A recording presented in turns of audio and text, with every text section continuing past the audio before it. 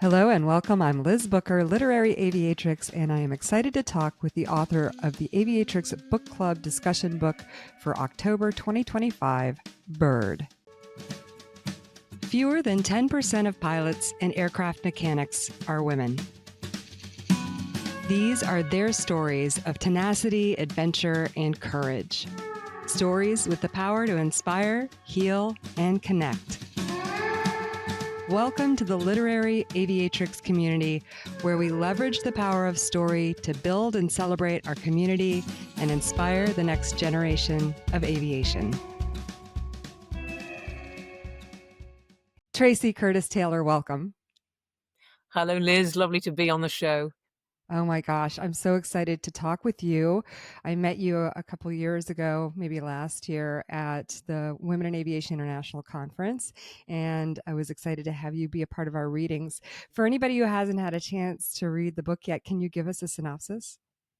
Well, I can. Well, firstly, it's called Bird, and it's about my early life and how I got into aviation, which was all highly improbable given all of the lack of opportunity and obstacles. It just never really occurred to me. But then the book is about my early life and then how I did the three expeditions with my restored 1942 Boeing Stearman, which was really the culmination of, gosh, nearly 30 years of flying historic aeroplanes, warbirds, basic display flying, formation flying. So all of that held me in good stead for doing the expeditions with all the air-to-air photography and low flying and so on. So, yeah, it was quite an adventure one way or another.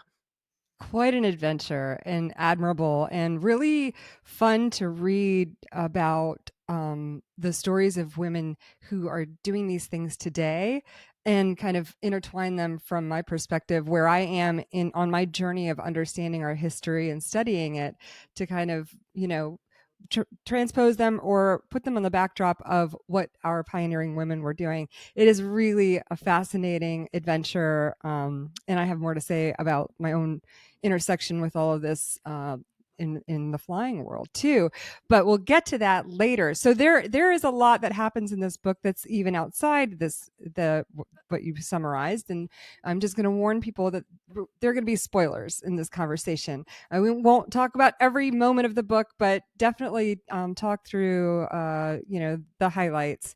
But so there's spoilers. So if you would rather get that through your reading, then go read the book and come back to the conversation and listen to it afterwards. So you did mention that it's about your early life. So talk a little bit about that and sort of the things that sort of formed you, where you came from and how you got to aviation. Well, I was born in England, and I'm one of three sisters. I have an older sister and a twin sister and a younger brother. But we were perfectly ordinary in terms of background, etc. But probably, I think the thing that probably defined our family was a sense of mobility. I had crossed the Atlantic twice before I was the age of 10.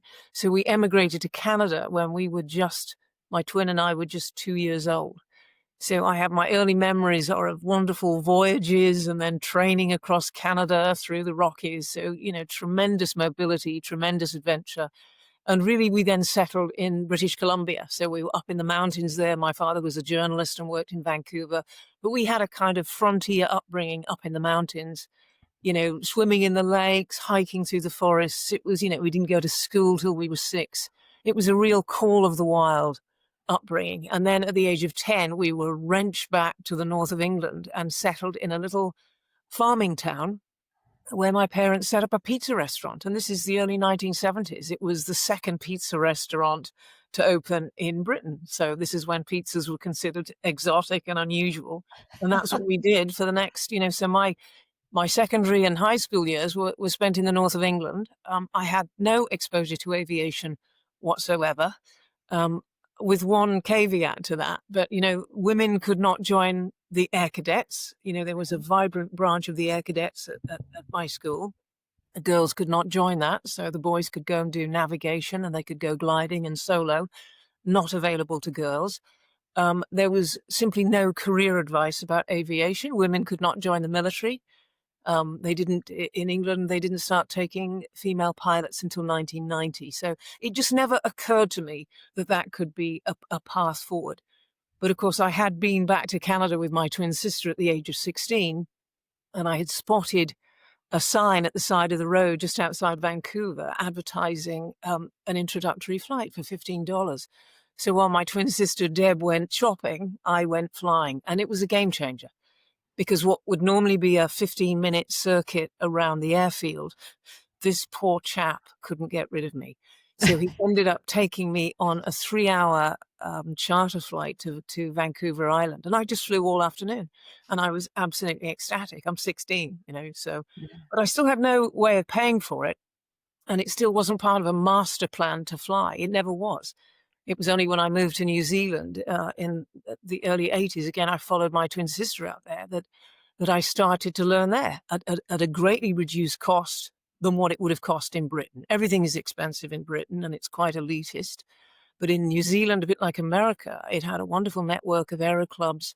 And I was living down in the South Island. And I literally waitressed my way through a private and a commercial license.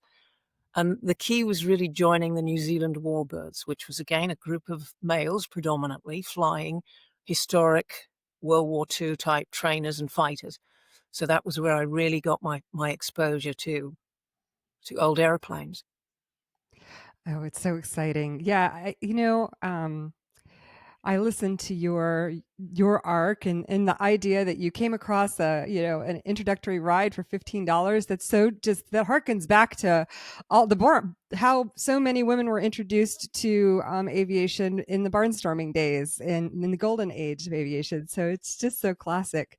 The whole story is so fascinating.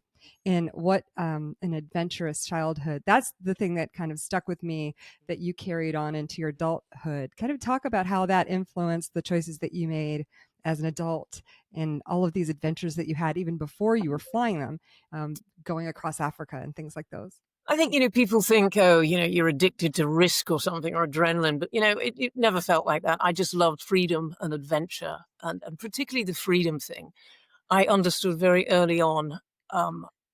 I think, with one thing or another, or the situation of the family, we had a family situation where, these halcyon years that we spent in Canada and then coming back to England. But there was a point where you realize that this myth of the ideal family. I mean, I had an enormously happy childhood. And I was just, I was clearly in my element, and I always resented being brought back to England. But on the other hand, they wanted us educated there. We were British, and I think that was in the end a brilliant decision because I was then steeped in literature and history, which we could never have got in Canada. So, but you end up having it's a dichotomy all of your life because you belong in many places. And although fundamentally I think of England as home, I've been extraordinarily itinerant in my life. I was in Africa for a year when I was 19. I never went to university. I elected to go to London, having, spent those teenage years washing up and struggling to keep my horse. I bought a horse, which was a big part of my youth. But at 19, 18, I went to London, worked there for 18 months, and then jumped ship on everything and just went to Africa. And I knew a girl, and we'd waitress together in London. So with that one contact, I then went and joined her in Johannesburg, had a wonderful 9 months working there. And it was in the closing years of apartheid. And I'd always had a thing about Africa, reading the early exploration and the Wilbur Smith books, that When the Lion Feeds. I was intrigued by Africa. So I spent all of 1982 there, came back from Johannesburg in a Bedford truck. It was an organized tour, but that was 5 months of camping, through bush, jungle, Sahara, right through the Congo Basin, parts that aren't even accessible today. And funny enough, when I flew Africa twice, many years later, people would say, "Oh my God, was that difficult?" And I said, "No, try driving it. Try Yeah. being there at ground level, driving through the Congo in the monsoon, in mud up to your waist, and everybody struggling with dysentery and malaria and God knows what. So Africa's a rugged place. It's not for the faint-hearted. Yeah. No. And it's impressive that you were able to do it so many times. Incredible. you get involved in this warbirds thing, and somehow that leads you to ultimately buying your own, we'll call it a warbird. It was a trainer during World War II. Talk about that journey to ownership. Well, the first, in New Zealand, it was rather wonderful because they had all these syndicates that you could buy into at, $2,000 or $3,000, a few $1,000s, and then was effectively subsidized flying because a lot of people own the airplanes, but not many people flew them. Right. So even as I was doing my private license, or shortly after, I bought into a syndicate to fly Piper Cubs. So that was tail draggers. So that was, an early. I wanted to fly old airplanes, and I think again it came from those magnificent men in their flying machines. That film played every Christmas in England when we got back, and Mhm. for me that just captured again. It was pre-World War One, so it's in the first 10 years of flight, and it's this wonderful reenactment of flying across the English Channel, and it's a race. So all the major countries in the world are there participating in this race, flying just a gaggle of biplanes, triplanes, multi-wings, ornithopters, and it was this wonderful, crazy adventure, and it's still one of my favorite films. And I honestly attribute that, Liz, to my interest in old airplanes. I think that's probably where it started. So I'm watching that from 10, 12, 14, the age of, and, that's kind of actually all I wanted to fly. So the first one that I saw was actually an SE-5A. So this was a World War One replica, quite one of the icons of World War One. So this would have been a little airplane, a single-seat fighter, again with a big square radial sort of not radial, big square radiator on the front with a Hispano-Suiza engine, wooden propeller. And I bought into that replica, and I was one of only two or three people who actually flew it. But that was enormously formative in terms of my flying because I was nervous as hell flying it. It's a single seater, so you're on your own. But I'd go out and do aerobatics early in the morning, just egg-shaped loops and just, little stick rolls. And then I did a couple of epic flights in it over the mountains of the East Cape to the Gisborne Air Show. And again, it gives you a sense of being a pioneer, what it was like to fly airplanes like that over incredibly hostile terrain. There was no radio in it. There's no, I had a leather helmet at the time, and I'm thinking, gosh, if I go in here, I didn't have a parachute, obviously, but Right. flying through the mountains in often dodgy weather. So that was a really important part. And I only had about 150 hours when I was flying that, I suppose. So all of that contributed to one, the experience, but also the desire to actually go back in time on the journeys that I eventually did with my Boeing Stearman. So yeah, so talk about the Stearman. Where did you get it? The Stearman, honestly, this was it's just one of the dream airplanes. I think I'd always loved the airplane. I never flew one for years, but this, of course, is the classic American biplane with a big radial engine. They were used as trainers during World War II, just primary trainers. So Boeing built thousands of them. I think about 12,000 of them were built. Um, and they were put through punishing training with all these young students put in them, so they'd be, they could survive anything. They're very rugged airplanes, and it's a very basic airplane to fly and a very safe airplane to fly. Yeah. Now, so I knew when I came to fly Africa that that was the airplane I wanted. And initially I looked at hiring one or buying one at auction. And I traveled to South Africa. I came to America to look at a machine here. And in the end, I had one restored in Europe. So I found a specialist restoration house, Rare Bird Aviation in Austria-Hungary, and I flew out to meet Ewald Gritsch. And I mention his name because he's become such an enormous part of the whole story. Ewald is a brilliant pilot, brilliant engineer, and he specialized in Stearmans. And I just spent a day there with him, meeting his engineering team of Hungarians. And I was just so impressed by one, his engineering brilliance, I mean, his technical brilliance, because I needed my machine, even though it's a standard Stearman, I needed some modifications to the aeroplane. So this is somebody who understood what we were trying to do here. Long distance flights, I needed, more fuel in it. I needed a bigger engine, fuel. fuel was important because it's just not that available across Africa. So all these considerations. So Right. it took a year. I literally commissioned it the next week, and it took a year to restore it.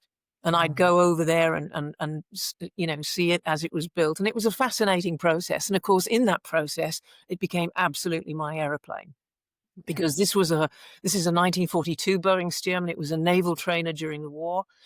It was then, as many Stearmans were, it became a crop duster after the war in the Midwest, and it was crashed in the 1980s. And Awald then bought the wreck. What he would do was buy the wrecks from America and then restore them, customize them to personal requirements. And it won. When I finished it, it had all the, it was in. Although it's an American aeroplane, I wanted it to look more British. I wanted it to look more feminine, and I wanted it to look more period. Because of course most Stearmans are in military paint schemes. Mhm. Right. So mine is in dark green, like it's not quite British racing green, but it's a deep kind of forest green with cream wings. And it Mhm. had, I wanted it to be the spirit of something because the inspiration was the spirit of ecstasy. Again, that wonderful kind of female icon, the Mhm. flying lady that was the mascot on the Rolls Royce. And of course, I couldn't steal that. Otherwise, it would have been the spirit of ecstasy. But in the event, it was called the Spirit of Artemis, who was my principal sponsor, Artemis Investments in London. So talk about I'm so curious about the sponsorship relationship. So I definitely want to get to that. But first and foremost, tell me like what in your mind what was the purpose of this trip to follow Lady Mary Heath's trek across Africa? Why did you want to do that? Well, firstly, the real inspiration for me is actually the Out of Africa story. Okay. So the film came out in 1985. I was doing my private license at the time. And I can't overemphasize how important that film was and the Karen Blixen story, because I absolutely identified with that. And when I saw the film, there's a sequence in it with Karen Blixen and Dennis Finch Hatton. And it's really the consummation of their love affair. He takes her on a flight in his Tiger Moth, the yellow Tiger Moth, to show her the view of her farm, her African farm from the air. And they then sort of tiptoe along the Ngong Hills and down into the Rift Valley. And it was the most beautiful thing I'd ever seen. And I thought, wow, this romantic kind of, and I thought that's exactly how I want my life to be. So hold that thought, Liz. That was 1985. I didn't fly Africa until 24, 25 years later, but that was the inspiration for it. Oh, I Now, believe that. I wanted to do the flight, and when somebody in 2009 said, "Tracey, what would you most like to do?" Without hesitating, without reflecting, I just said, "I want to fly Africa in an open cockpit biplane."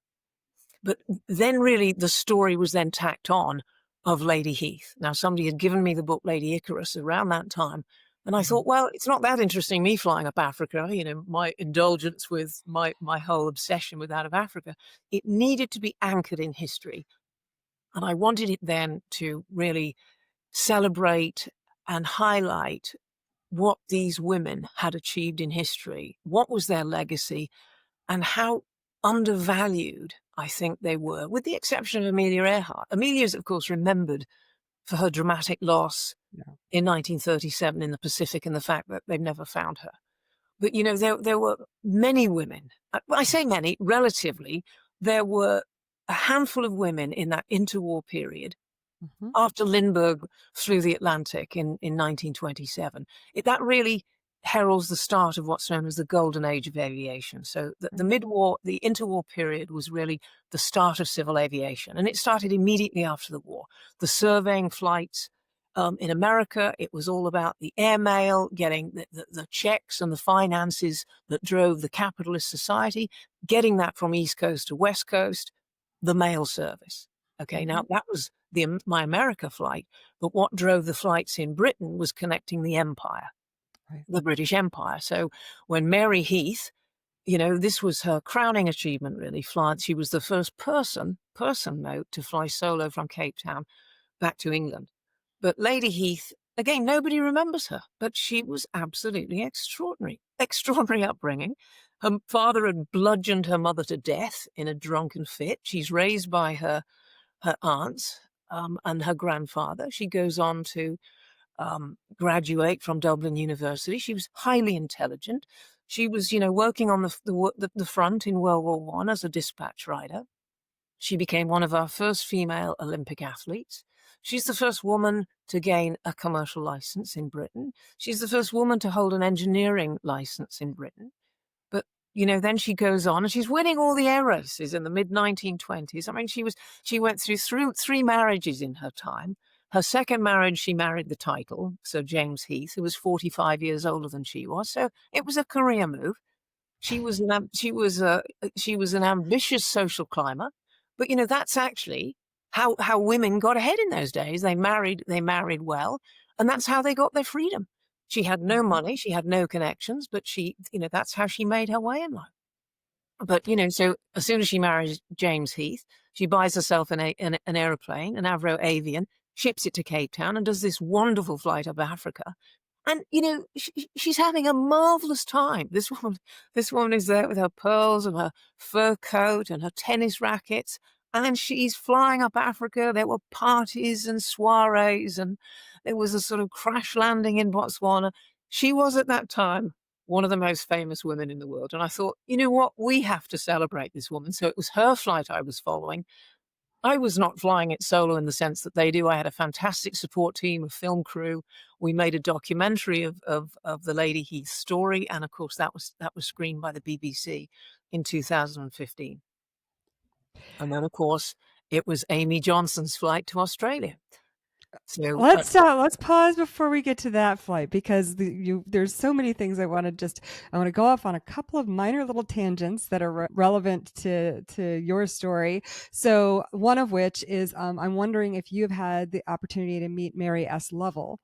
I have never met her, but I have read her books. Yes, and I've saw a little bit of your interview as well. Yeah. The movie that you're talking about, it was such a really interesting story to hear how she was introduced to Beryl Markham through her plane, the plane that she co-owned with her ex-husband, being in the film. And that's how she learned about, as she tells the story, her husband came home and said, there's this old bird you need to go meet down in Africa. And that was Beryl Markham. And that's what led her to write the book. Let's see, Straight On Till Morning is the biography. But yeah, we got really I got my brain really deep into that when I was reading her book and interviewing her, and then watching Out of Africa again, and now I really want to go to Kenya and go stay in Beryl Markham's house, because it's a place that you can rent there. So it's really fun seeing the way all these things weave together and how they inspired you, and I can totally relate to that and see that. And then talking about Lady Mary Heath. So in my most recent post, I do these Aviatrix classics with Jackie Boyd and Jenny Beatty, where we talk about some of our primary source material. And we read this book by Eleanor Smith called Aviatrix. And Lady Mary Heath was one of Eleanor's mentors, and we get to see her from this young lady, because in the book Eleanor is 19 years old, and Mary is giving her lots of the kind of advice that you're talking about. Find yourself a man so you can have the money to do what you want. But it was really interesting to see that story. So that's really cool that you celebrated her with that way. And so then, yeah, okay, but before you move on, I also need to know about this film and the impetus behind it and how that all came together, and how did you find the sponsorship and all of those things? Because this is not a cheap, endeavor. And so how did that work out? It's probably the hardest aspect to doing something like this, because the cost is vast. Everywhere you take an aeroplane, you need handlers, and it goes on and on. The crew, the cost to get 2 aircraft up Africa. We had a Cessna Caravan, which was really subsidized by friends of ours, the Parkinson family in Wilson Airport in Nairobi. So I was able to network my way through this, really, but it was the hardest thing was raising the sponsorship without a shadow of a doubt. And having decided to do the flight in 2009, and as I'd said those words, I had this psychic certainty that this flight would happen. But I really started, from the point of ground zero, and I just started writing to people or through my own network saying, give me an idea. Who do I need to talk to? And I had lots of introductions and lots of meetings, but it took 2 years of door knocking and basically no. Because, this one, it's a high risk adventure. I'm not a celebrity. Nobody, I didn't have any kind of public profile. I'd never actually flown in Africa at that point. But the real break came when I was introduced to the Boeing defense team at the Royal International Air Tattoo in 2012. Now, that's a big air show in Britain. And I had the great good fortune to meet the defense team, of which there were several women on that team. And I remember saying to them, I just said, you guys, that the Stearman was being restored at that point. But I said, look, I'm having this Boeing Stearman restored, and I'm going to do this flight up Africa following this wonderful but largely forgotten female aviator. And, Boeing, of course, had very proactive in terms of women in aviation and so on. So I said, you should support me in this. Well, blow me down. They came on board with effectively a donation. But I could say that, wow, I had my first sponsor, and guess what? It's the biggest name in global aerospace. So there was a wonderful synchronicity because, of course, it was this wonderful Boeing Stearman with the Boeing logo on it. And, of course, it was for me, having been raised in the Northwest Pacific, just north of Seattle. Seattle was the home of Boeing. Mm-hmm. So it had a lot of resonance for me. And then soon after that, I got Artemis Investments. And here we go. I had seen an advertisement a year before, okay? And I just didn't have the nerve to approach them because I knew I'd have one crack at presenting our case.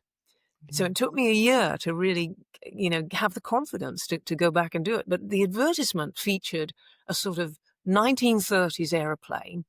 And all these people, now it was called the Profit Hunter. That was their strapline, but they're all dressed in 1930s safari with pith helmets. And it was like the Profit Hunters. And the way it was couched, it was, well, we're off the beaten track. This is all about, calculated risk. Well, I read this and I thought, and it was like a cartoon, not a cartoon, but it was like an illustration. Well, I found out the chief executive's name over the internet and I wrote him. And I just said, look, I've had your advertisement for a year. So much of your advertisement really represents what I'm doing with this expedition. And, it'll be so far off the beaten track and all about risk and all the rest of it, but it's a cracking adventure and it's this wonderful romance. And, well, within half an hour of me sending that email, his PA phoned me and said he wants to meet you. So a week later, I was in there with my project manager, and there and then he said, we'll support you. So it just happened so quickly after 2 years, as I said, of door knocking and turned, a lot of disappointment. And at this point, it was critical because it had got to the stage where if we didn't get the sponsorship, the expedition wasn't happening. Yeah. So, I had the airplane in restoration. We had the film crew lined up. We had all the elements, but we didn't have the money. So, I will, to my dying day, I have just so much gratitude towards Artemis Investments for supporting us. And John Dodd, who was the chief executive. In fact, the whole Artemis team just embraced the expedition. They came and met us in Nairobi. Caroline O'Donnell was the marketing director, and she ended up coming with me on perhaps the best flight of my life, which was the out of Africa flight, the one from Tanzania, through the Rift Valley, the formation over Lake Natron with the flamingos and into Nairobi for a tumultuous welcome. And it was the best day of my life. It was just wonderful flying and a wonderful reception. Oh, that's fabulous. What a dream come true. I want to know where can so I haven't dug to find it, but it's on my list of things to do. But can we watch this movie that was made from this trip? Where can we see this? That's a good question, Liz. I don't know whether it's available on YouTube. Do you have a DVD player? No. I don't think so. Unless one of my gaming systems can take a DVD. One of my kids' things might be able to. So, well, let me just you have a DVD. Give me 1 second because I'm going to just grab a copy. I've got some copies behind here.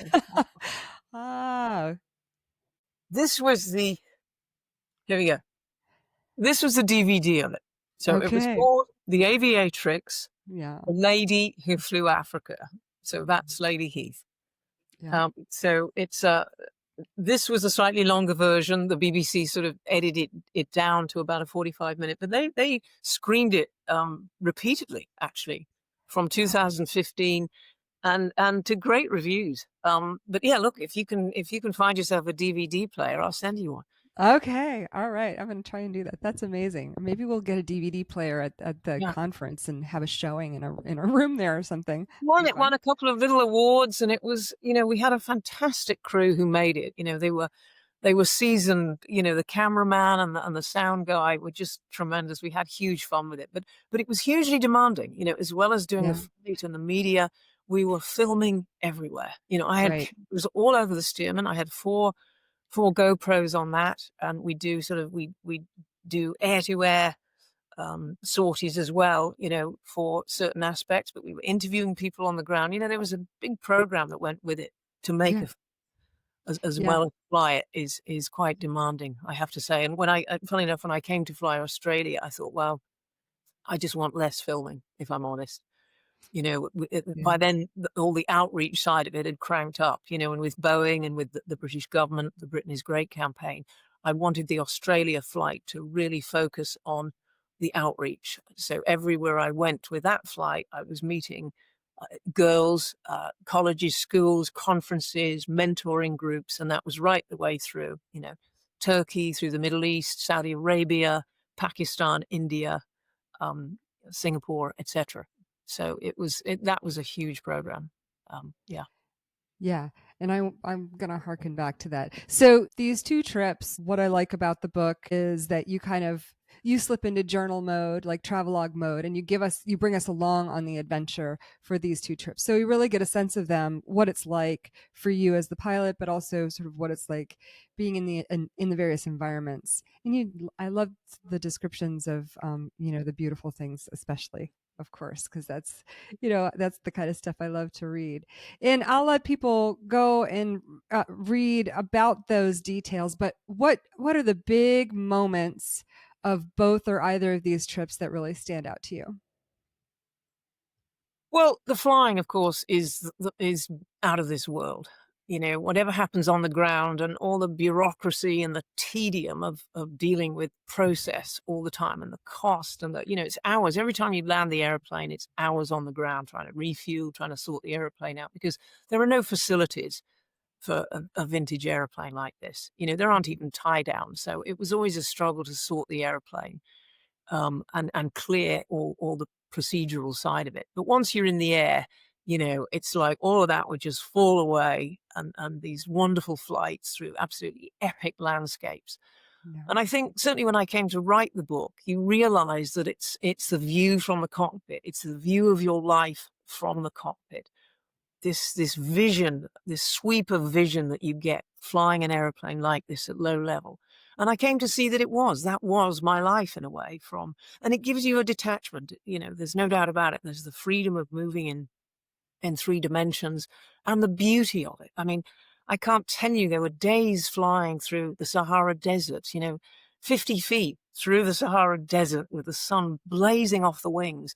And it's like you're flying into infinity, or tracking the Nile at 200 feet and looking down at pods of hippos in the river.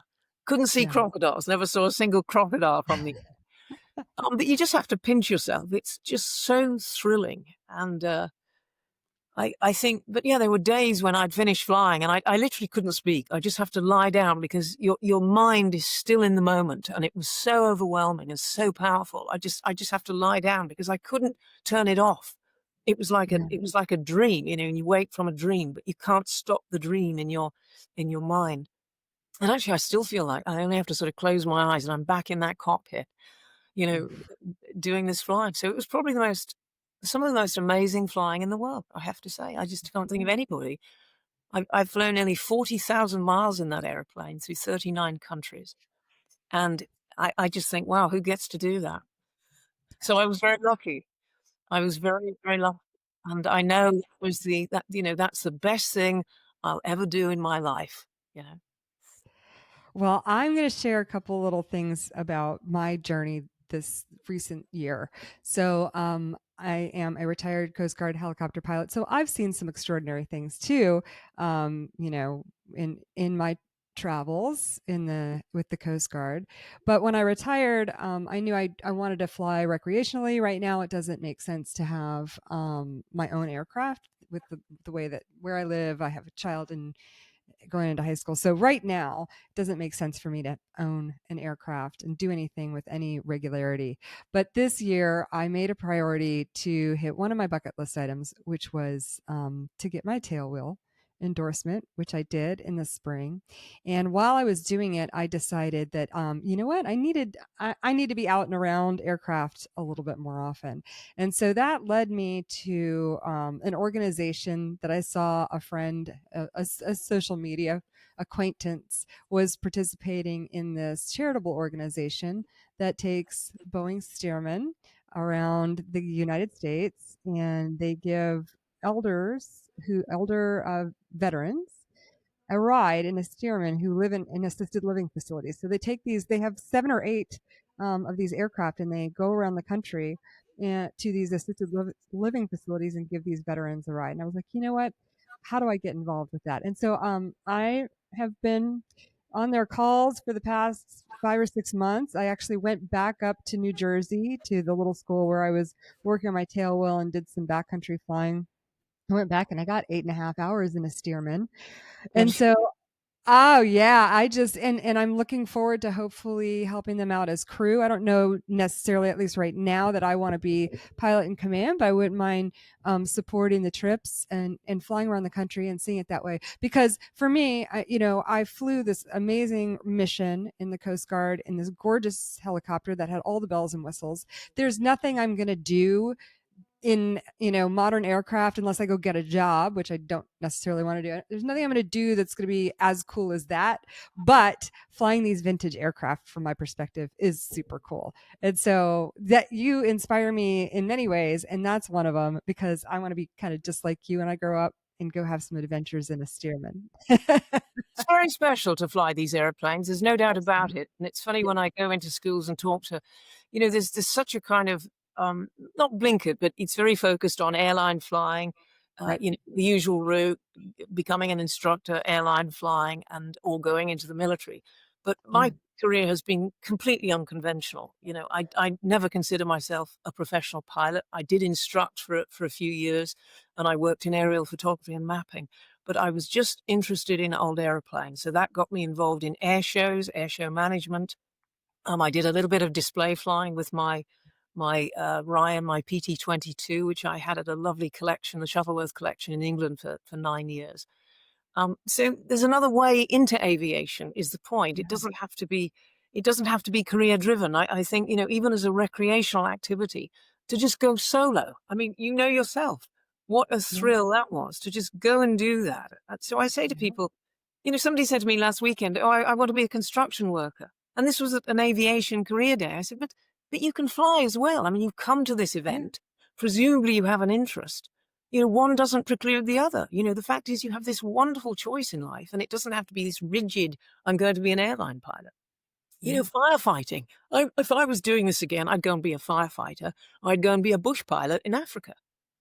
So lots of options, lots of options. Yeah. Yeah, all the love to our airline friends, and I think it's an adventurous career in its own way.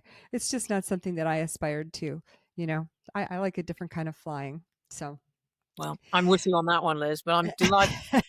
And listen, if you want to fly in a boat, if you get to California, I'll take you flying in my Stearman. oh, I'm coming. Oh, girl, like you people know, you've listened to this enough.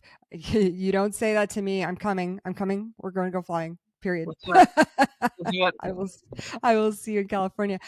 So there was one more trip. So you did the Lady Mary Heath thing, through Africa. You did this Amy Johnson theme thing to Australia, and it's an epic journey with trials, some significant trials. But you made it there, and you had an incredible trip. And then there was going to be a third trip. So talk a little bit about that. Well, the third trip was obviously America, and I wanted to bring the Stearman home. And of course, I wanted to be a part of Boeing here as well, to bring it back to Seattle, which was, as I said, was really the area that I also consider home. But I was very, very interested by the historic airmail route in America, which was one of the early airmail services. And as I said, in America, it was driven by this desire, this need, this demand to get the checks that drove the whole capitalist system from East Coast to West Coast. So that's what drove it, not carrying passengers. It was more important to get the mail across America Yeah. than it was passengers, which was staggering to me. Mhm. And of course, in the early years, it was such a high risk thing. These young guys, they were nearly all male. There were one or two women who did the odd leg, but predominantly it was a male dominated thing. And it was a very rugged, very dangerous enterprise. These young guys were flying these wooden fabric biplanes, and they were flying them huge distances in all weather through the night with no instrumentation. So this was before all the beam and the radio navigation, etc. And of the first 40, something like 30 of them were lost. They jokingly called themselves the Suicide Club. So that was what I was interested in following. And of course, Boeing was one of the first companies that had part of the route, I think, San Francisco to Chicago. So this was the start of the American Airlines, because they started on the postal routes. So when I shipped the Stearman from Sydney to Seattle in 2016, we started off in Seattle, had a great send-off from Boeing Field. Again, I was speaking to the students at Raisback College and had a lovely send-off with Boeing. I was doing workshops with their employees, and then I set off. So did this again, epic flight down the West Coast. Again, you can land on the beaches in this country. Can't do that in Britain. But I literally had my wheels on the sand as I'm flying down the Pacific. And then, of course, all the way down to Los Angeles. And it was there a critical stop, because I met some absolutely wonderful people. Clay Lacey, Cy Robin, and the wonderful Dr. Randy Sherman. So all of these people, I was here for 5 days doing, again, outreach and interviews. And Randy Sherman had given me the use of his hangar. He also had a Boeing Stearman and a couple of other things, but he was an eminent reconstructive surgeon here in Los Angeles. So between his warbird flying and his aviation, his doctoring and his aviation, remarkable man. But here's the thing. I left Los Angeles, and a week later, I crashed in Arizona with an engine failure. And this was, again, it was sort of amusing in the sense that, having flown this right across, Africa, right up Africa, a 14,500-mile flight from England to Australia. And in all of those stops, I was filtering the fuel. So we had a micro filter. I have to get up onto the top wing to do it. Didn't do it in America. I thought, no, I'm sure it'll be absolutely fine. But what had happened is I had a blocked carburetor, so there was contamination within the system. So taking off from Winslow, Arizona, I mean, literally 20 seconds after takeoff. So I just cleared the end of the runway, and suddenly I have a 300 RPM power loss, and I'm already up at 7,500 feet of density altitude. So it's hot, high desert. Right. I'm only 80 feet off the ground, but that's the density of the air in the high desert. Yeah. And that means on takeoff, you have already less than half your engine power, and then you lose 300 more RPM. So at that point, I'm climbing out, and it stops climbing. I've got power lines in front of me, so I just gingerly put it through a 30-degree turn and flew it into the ground and somersaulted. So it's uncontrolled flight, but the point is, you just can't stall the airplane, because if you stall it and go in vertically from 80 feet, you'll die. You won't survive it. Yeah. So, and they say, just fly the airplane. I didn't do a radio call. I brief glance in, put the thing to full rich, because I'd taken off with it leaned out, because I knew it was fuel. In my mind, I just knew it was something fuel related. I had Award Gritch with me. The boys were filming overhead. We were filming all this. So we had a Cessna as our camera ship. Just flew it into the ground, and I hit a sagebush. Although it's clear desert, it's pitted with quite rugged sage bushes, and I hit one, and that sort of sent me into a diagonal kind of cartwheel. It tore the right-hand undercarriage leg off, and then it went through literally a full cartwheel. But with the biplane, this wooden fabric double wing structure, as it all rotated around, that absorbed the energy of the crash, and it settled right way up, and we just stepped out of the wreck. But it was ruined. I mean, just fabric and struts and fuel dripping out of it. Got out of it. It was like, oh dear God, But gave the Oh, boys the thumbs up. They were flying overhead. So it was like, no, we're okay. And funny enough, the first person I called was Dr. Randy Sherman, and I just said, Randy, you'll never guess what's just happened. And his attitude was, Trace, I tell you what, just come on back to Los Angeles and take my Stearman. And then I phoned. I mean, that was Randy. That was amazing. wow.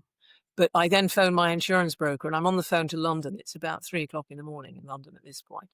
So I'm on the phone to London, and I suddenly heard a voice behind me, and this woman had obviously seen the crash. She was parked on a road, and she was kind of zigzagging towards us, and she was crying. She was sort of shouting and saying, "My God, it's everybody all right? Are you okay?" So I'm on Yeah. the phone, and I just sort of turned around. I said, "No, we're absolutely fine. No, honestly, we're absolutely fine." I'm thinking Yeah. later, I thought this must have looked ridiculous. The aeroplane is rolled No. up at the ball behind me. Here's this poor woman beside herself, and I'm just sort of saying, "No, do you know what? We're absolutely fine."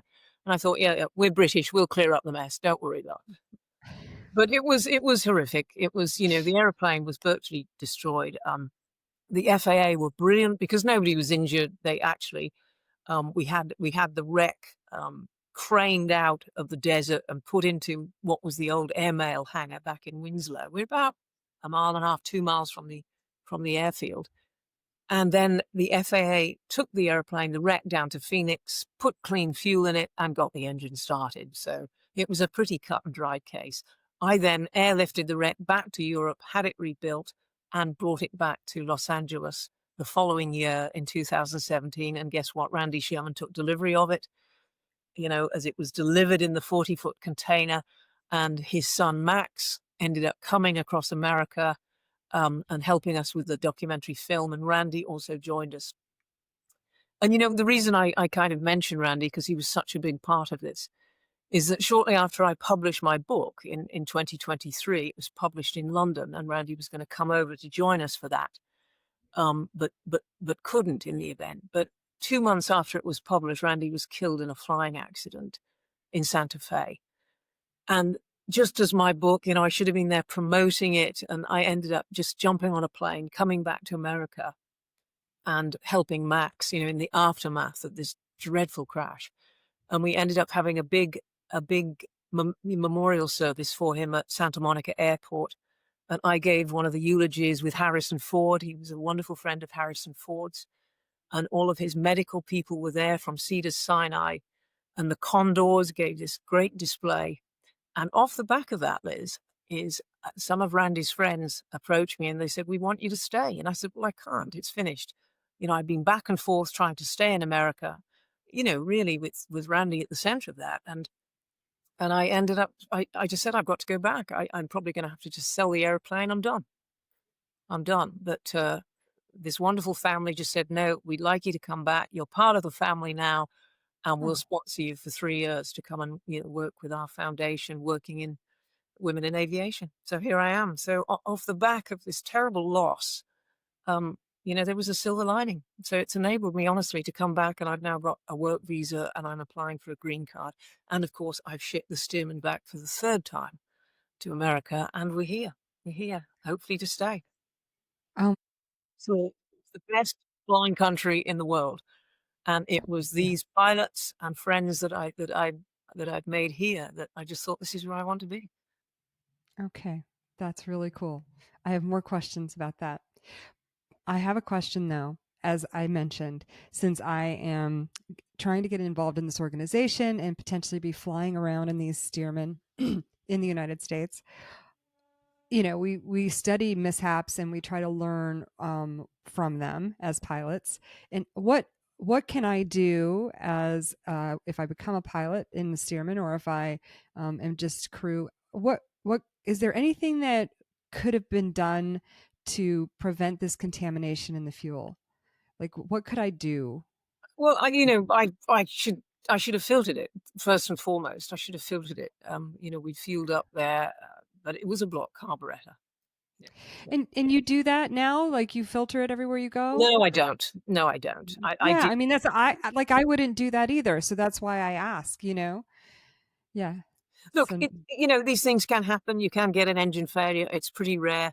As I said, yeah. I've flown this airplane nearly 40,000 miles. I have Yeah. absolute, utter faith in the airplane, the engine. It's one of the most, strongest, most resilient engines ever built. It's a Yeah. boat anchor of an engine. Yeah. And flying this, you've got to have that kind of confidence in your airplane. I mean, doing the Yeah. sort of flying that I did with it, I flew the Mediterranean at 160 feet. And you Yeah. just think, wow. I mean, part of me also thinks, wow, if you can have an engine failure, it happens, and True. True. you're going in. I mean, there is a risk. There is a risk, but There's always a risk, but we also want to, if there's anything to be learned from a mishap, we want to know what that is. So I just wondered if there was anything that I could take from that experience with me on my travels. So, oh, go engineering, ahead. to do this, and this is why I needed fantastic engineering support with all the expeditions, and AWOL Yeah. and supported that aeroplane through all of it. So we were engineering it every single day, checking the Yeah. lines, tightening. I mean, it's a big radial engine. There's a lot of vibration, just checking all the points and so forth. So good Yeah. engineering is absolutely key to the success of an enterprise such as this. Really, Absolutely. Absolutely. I want to come back to what you're doing now, but between then and now, there is a whole other part of this story that I frankly didn't see coming and kind of surprised me and appalled me and tugged on my heartstrings with empathy for you because I have myself found uh, myself in situations where I was the target of things. And you found yourself to be the target of some really nasty, vindictive um, stuff. yeah. Can you talk about that?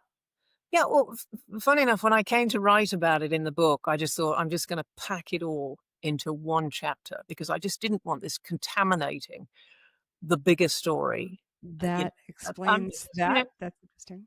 so the chapter is, I think it's chapter 13, and it's called Men Behaving Badly. And I tell you, Liz, it gave me a great deal of satisfaction writing that, although it also presented legal issues, and I had to be, because a publisher indemnifies you. So I had to work with the legal team, and it was very difficult. It was very difficult to do. But in a nutshell, we had a real situation in Africa. We'd employed somebody as a logistics manager who came very well recommended. He was an ex-army helicopter pilot. He'd taken some light aircraft up Africa, and on the face of it, was absolutely perfect for what we wanted. Because it's not like you do this every day of your life. We needed, and part of getting the sponsorship was saying, look, we've got a fantastic crew, to help manage all of this. Mhm. So yeah, but this person became a huge problem because one, there was a total lack of preparation. It was just nonsense, all this supposed his network up Africa and so forth. He'd done so little, it became a joke.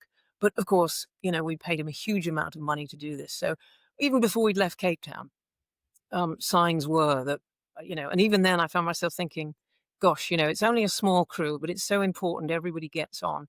And he was just making waves. He had this kind of command and control. He was, again, ex-military.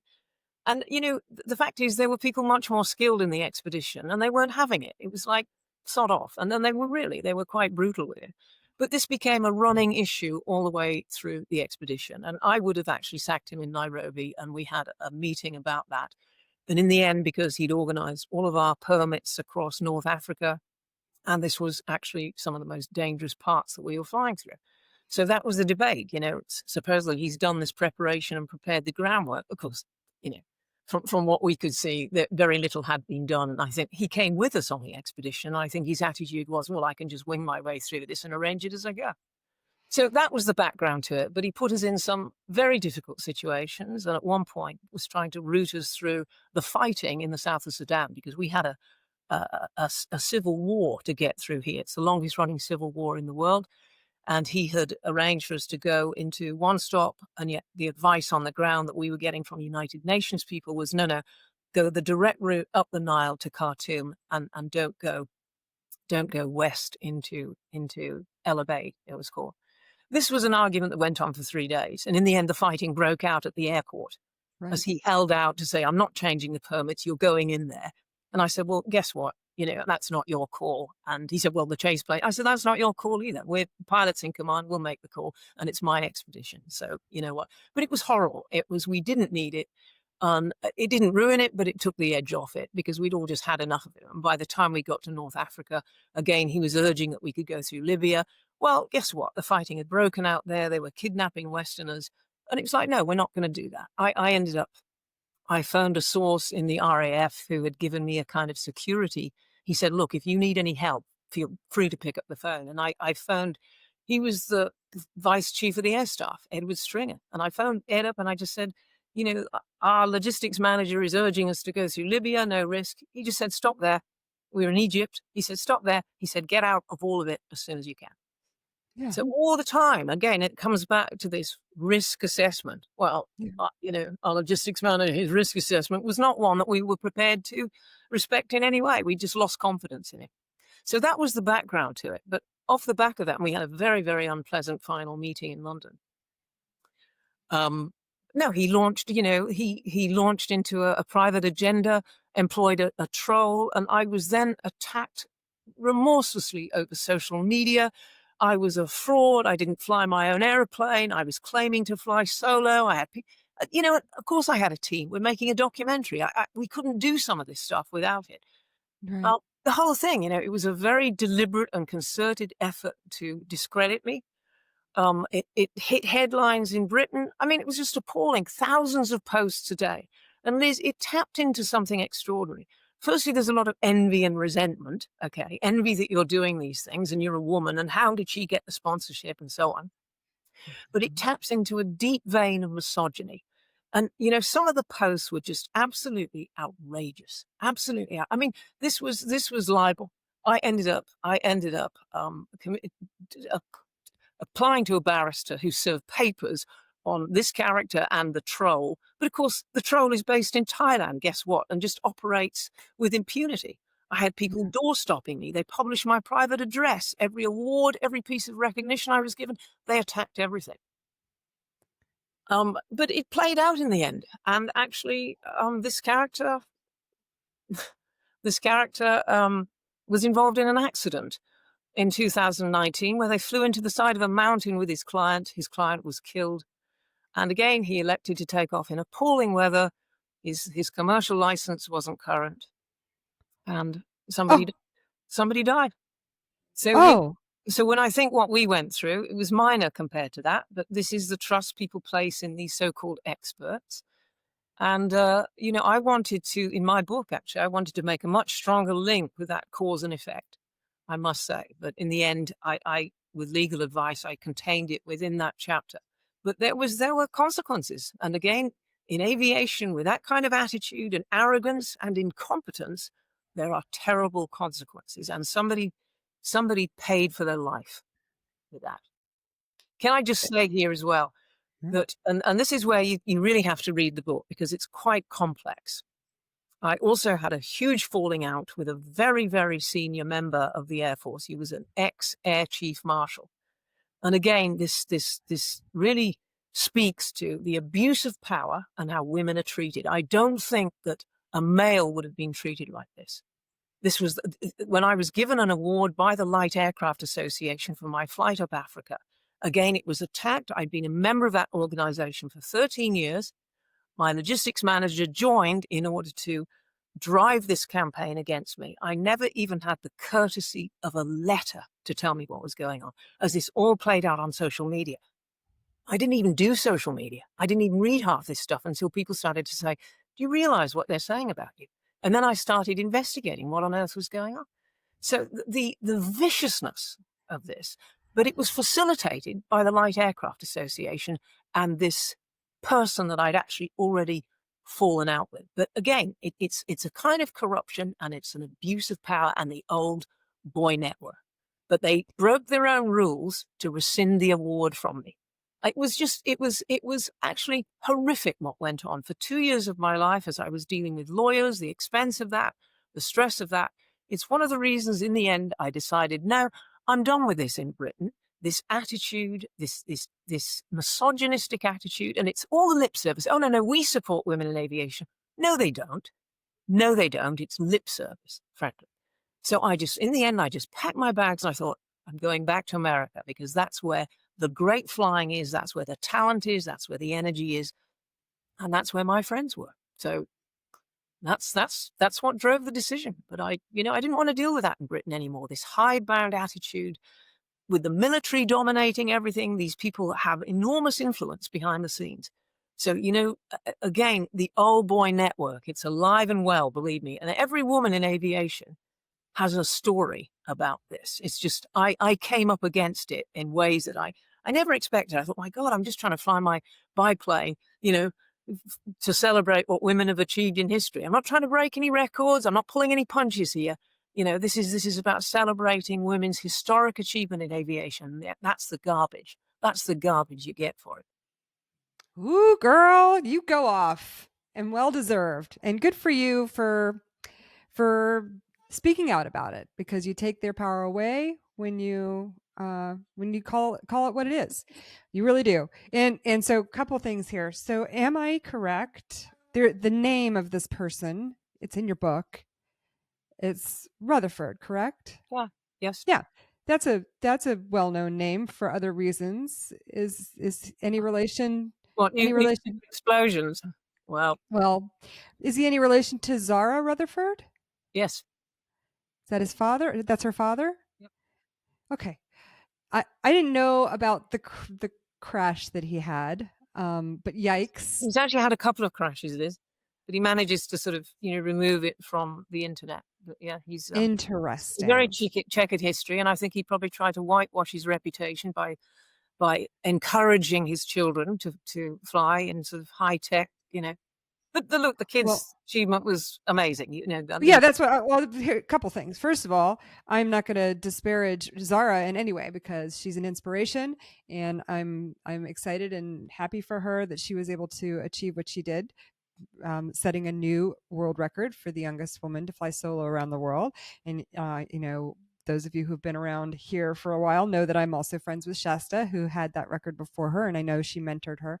So I think it's wonderful. But yikes, when I'm thinking about what you're telling me or what you've shared about your expedition, it kind of makes me shiver a little bit to know that that same person was perhaps involved in sending his daughter around the world. But anyway, she made it. She's good. he's a Um, very he's a very ambitious person, and he seems to have a lot to prove. But I can only recommend. Well, clearly, and so that's the thing here. Like, honestly, please, who am I to tell you to find peace? But find peace with it, because, like you mentioned in the book, this organization is 95% male, the average age of 61. And what influence are they having on the world? Do you know how many women and young girls you were able to reach on that trip across to Australia? Do you have any idea, like, of an estimate of how many you reached I and don't know how, but influenced? certainly I spoke at schools where there was 2,000-3,000 girls. Yeah, When I so went yeah, to Pakistan, there was it was the Darwood Foundation School, 2,000 girls from the age of 5 to 16. They all exactly. had the morning there with them. I mean, it was just absolutely remarkable in a country where women struggle to get an education. We know how women are treated in some of these Yeah, countries. It's very, very difficult. But exactly. they were all there with biplanes stuck to their heads and dressed as airline pilots. It was like, we want to be pilots. And I thought, wow, That's right. they'd researched Amy's story. They absolutely embraced this. They loved it. So this little stodgy old club, they took away your award. Oh well. Like, oh well. Well, You they, have influenced so many people in such a positive way, and I know you're still doing it. And so that's what I want to hear about now. So you said you got this sponsor in the United States, and you have your work visa. Tell me what you're doing, because I see you going out and doing all these public speaking engagements. What's happening for you right now? well, we just, the Cy Robin Foundation, Cy Robin has had a remarkable career. He had a very successful company called Sensor Systems, and over the years spent millions supporting, the museums, the Museum of Flight in Seattle, the Pearl Harbor Aviation Museum. They helped build the tower there, the famous Pearl Harbor Tower and the World War II hangar. Camarillo, the commemorative Air Force here. I mean, they've been remarkably generous and supportive of aviation. But they want to get people flying. That there's a huge shortage of pilots and engineers in the world. And now Laurie, Cy's daughter, who manages his foundation, they're looking at ways, flying scholarships. How do we get more people flying? And I'm really just trying to support that, really. So in building Cy's legacy and recognizing his contribution, it's absolutely dovetailed with what I wanted to do. I just want to be in schools talking with young middle schoolers, before you sort of make all those career decisions, to understand what's out there and the opportunity that it presents in the way that I never had. I sort of found my way around it, but how important, as an 8, 10-year-old, just to have somebody, talking about it and showing you the pathway into it and the career opportunities, the life opportunities that it presents. So that's what I'm here to do. 3 years of it. That's wonderful. So I'm already That sort is of a year into that, Liz. So, but it's a wonderful country. America has such a fantastic aviation history. I was recently at the Smithsonian in Washington, D.C., and to be there in the gallery with the original Wright Flyer, and then upstairs with Amelia Earhart's Vega and one of the Douglas Flyers, that wonderful global trip in whenever it was in the early 1920s.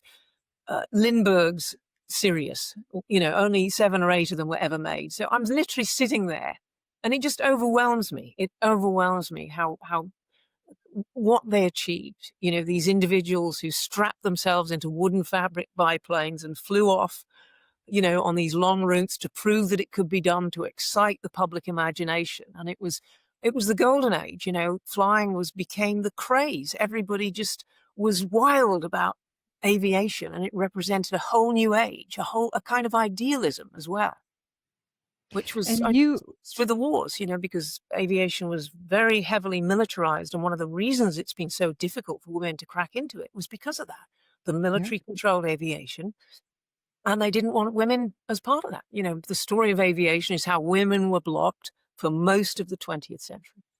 And this is what I was about to say. And you represent the very best of the women who were flying in those pioneering days and standing up to the networks that try to shut you out. And despite them, in spite of them, you are doing phenomenal things and inspiring a whole other generation. And they're sitting over here worrying about, destroying your reputation. That's how they're spending their time. And look what you're doing. So it's an absolute inspiration. Petty, vindictive, misogynistic. You just become a soft target for that as a woman. It's women bashing is what it is. And don't think you're gonna don't think you're gonna navigate the United States and never run into that here. Just letting you know. No, and listen. In fairness, over the years, I have to say that I have received magnificent support across the board. It was just this isolated case. There you go. With Rutherford, with the Light Aircraft Association, where senior members of that organization allowed this to take place. And they knew they were breaking their own rules, and they were doing it because of this, again, this abuse of power and to take me down. Well, so what, boys? Guess what? Life's much bigger than that. And we go on. And I think that's the spirit women have always taken with this. When you're confronted with that, that blocking attitude, move on, move sideways, move around it. They're idiots. Exactly. Well, I have just a couple more questions about the book itself. So, how I see on the cover that you've got your name, but then I see there's another name on the inside cover. So did you have some help with a co-author or a ghostwriter? What I did, Liz, I was approached by a literary agent to write the book. In fact, funny enough, Andrew Loney he's been in the headlines recently because he wrote the book on the Duke and Duchess of York. It's called Entitled, the one that's in the news right now. But Andrew Loney approached me back in something like 2019 to write the book. So he'd seen some of the publicity around that. And honestly, it took a couple of years for me to really get my head around it because I was in the thick of all of this. You're so Of busy course. living and traveling and moving around and dealing with some of this stuff. Yeah. It wasn't until COVID, guess what? 2020, and I'm there in London on my own. We're all in lockdown, and that's when I started writing the book. Now, right from the get-go, the publisher had said, we want 100,000 words. Okay, so Mhm. that was the kind of thing. So, and Andrew had said, look, just write about one expedition, just write about your life, your early life, how you got into flying and Africa. So I knocked that out 3 months. Just, I was there writing every day. COVID allowed me to do that without any sort of distraction. So it was Mhm. perfect. So I'd written about, I suppose, 120,000 words at that point.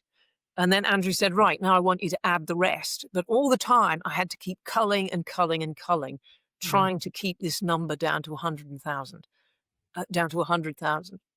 So at this point I had 150,000 words. And at that point, we elected to bring in Doug White, the ghostwriter, really to try and edit and condense it Mhm.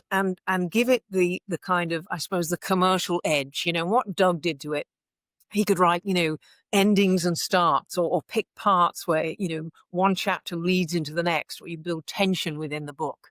So Yeah. that's what really Doug did. He condensed it and probably improved it hugely because, I'm not a writer. I mean, I've always written, but not in a creative way. And this is Yeah. not creative writing. This is you're writing, a narrative about your life. So your life dictates the story.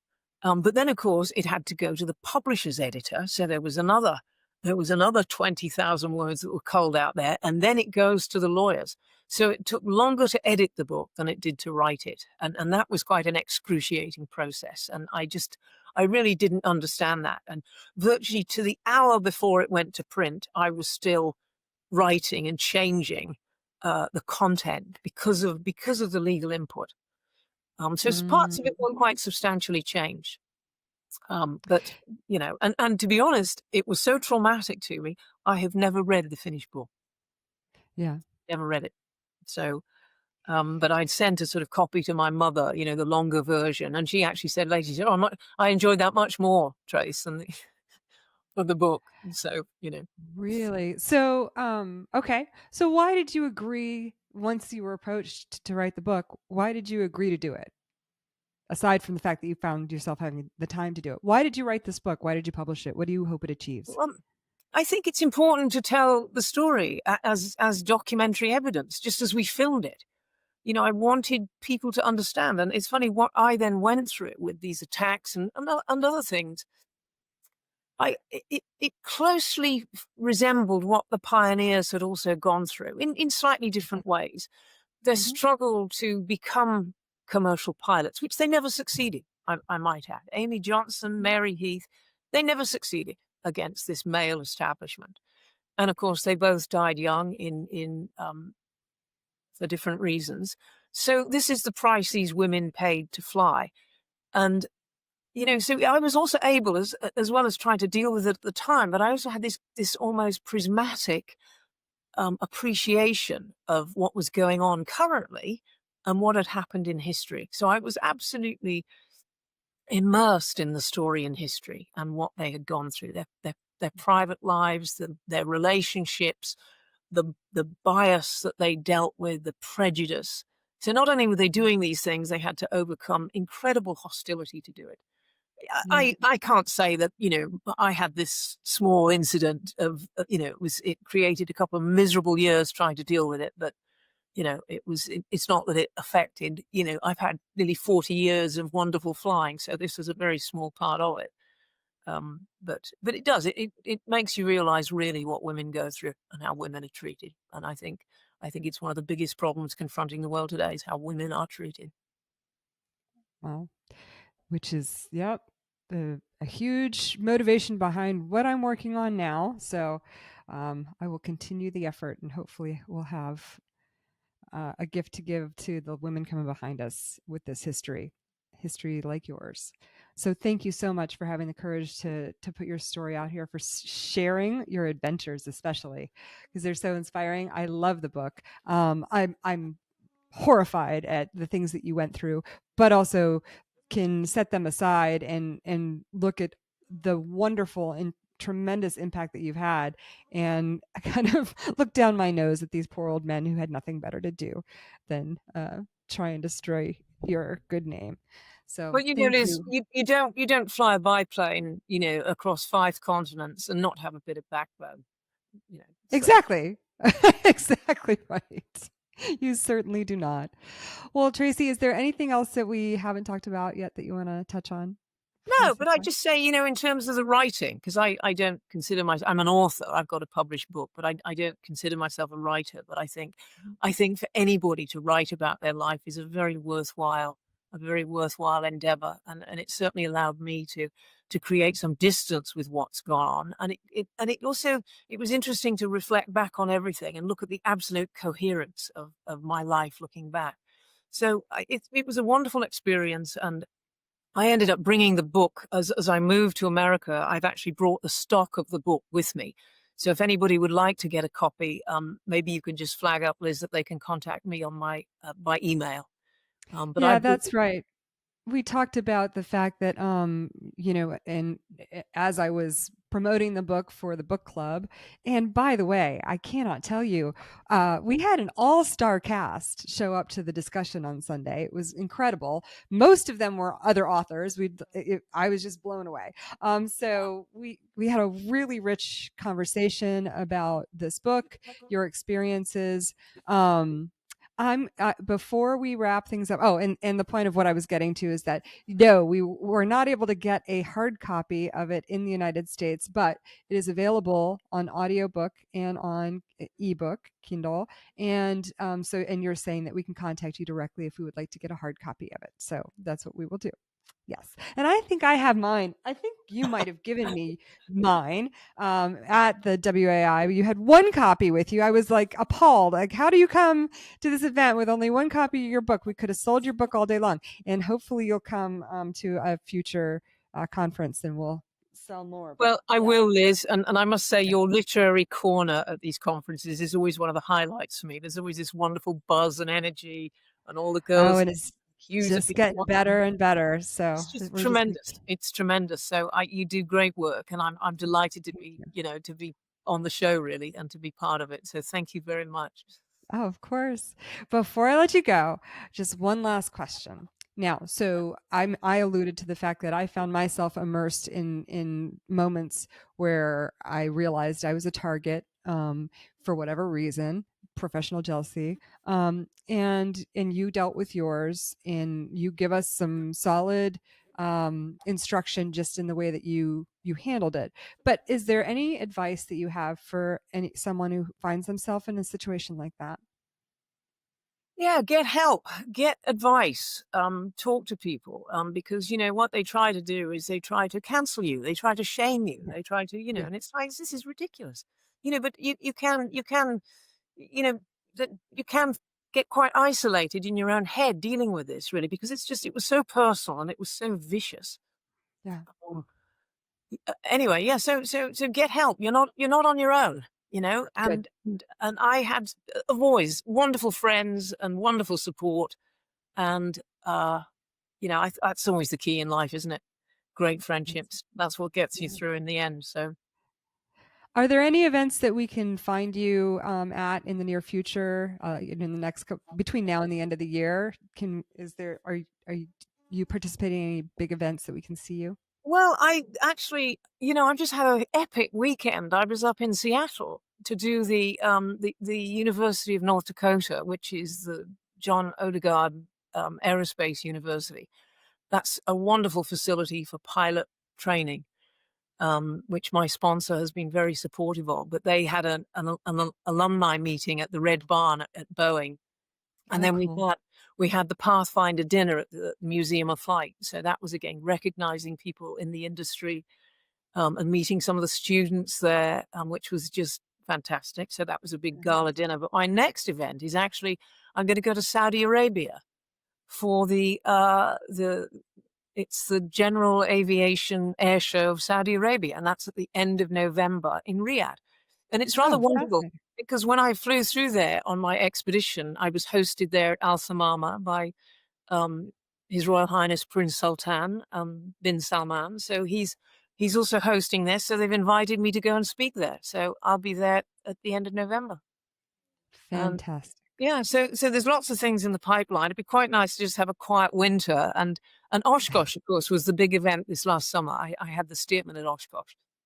So again, that was an epic 4,000-mile circuit around America, and then 10 days on the ground. And I was parked up with the Boeing Plaza, with a 747, with an F-35, and there's my Stearman in the middle of it all. So it was fabulous. It was fabulous. And I got to see some of that. So I know you're on social media. Remind us where we can find you and what your handle is. Well, I'm on Instagram, and I'm actually just in the process of changing all that. It's my name, just my name. It will find me, I think. But I'm now working with a media agency just to get a little bit more professional about my social media. I think it's fabulous. Well, Tracey, this has been wonderful. Thank you so much for your time and for putting yourself out as a wonderful inspiration to the people who come behind us in aviation.